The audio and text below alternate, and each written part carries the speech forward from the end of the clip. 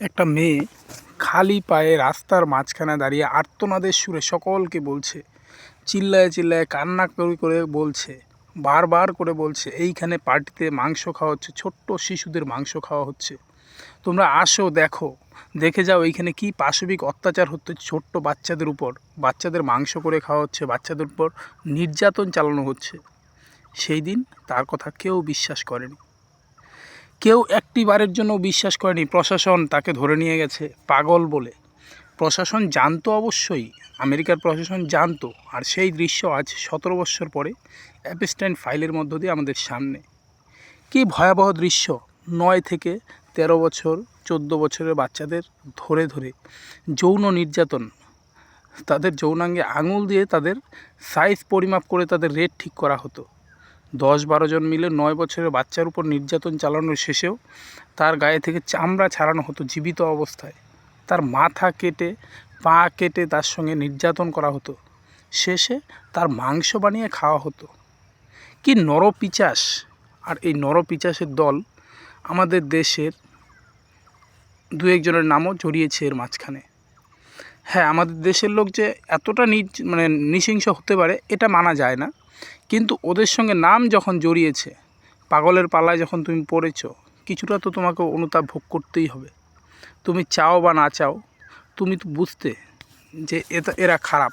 তারপরেও এদের সঙ্গে তুমি কেন যুক্ত হতে গেলে? এই যুক্ত হওয়ার দায়বদ্ধতা জানি না আমাদের ভারতবর্ষেও কতটা এসে পড়বে।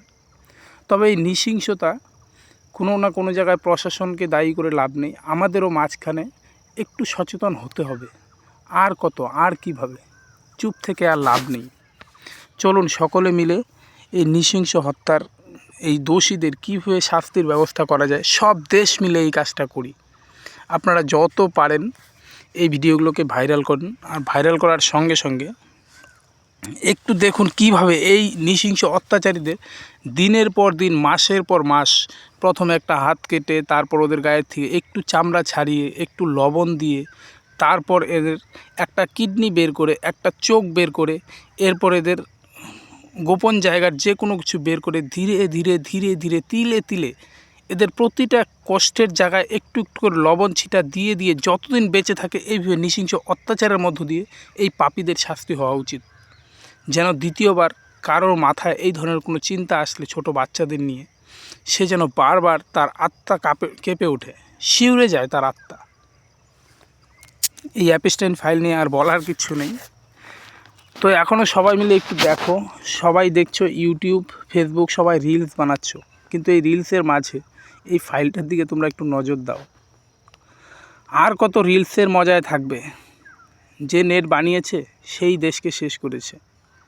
এই ফেসবুক কিছু কিছু জায়গায় ব্যান্ড করা আছে, আর আমরা এই ফেসবুককে নিয়েই সমস্ত জায়গায় মাতামাতি করি।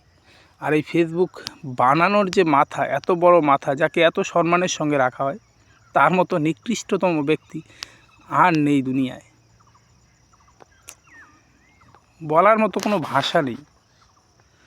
দেখো, অন্যান্য চ্যানেলে আছে, আমার কাছে বেশ কিছু ছবি আমি পেলাম। এই ছবিগুলো দিয়েই আপনাদের সঙ্গে একটু শেয়ার করার চেষ্টা করলাম। বলার ভাষা নেই। কি পশু!